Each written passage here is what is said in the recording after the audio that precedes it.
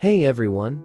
If you've ever seen the DTC P0005 code pop up on your dashboard, you know it can be a cause for concern. This code indicates an issue with the fuel shutoff valve control circuitry in your vehicle's engine management system, which can lead to symptoms like difficulty starting the engine, reduced engine performance, or stalling. So what can you do if you're experiencing these issues? First and foremost, it's important to have your vehicle inspected by a qualified mechanic as soon as possible. They can diagnose the root cause of the problem and recommend the necessary repairs to get your vehicle running smoothly again. Some potential solutions for the DTC P0005 code may include replacing a faulty fuel shutoff valve, repairing damaged wiring or connections in the control circuitry, or updating your vehicle's engine management software. Your mechanic will be able to provide more specific recommendations based on your vehicle's make and model.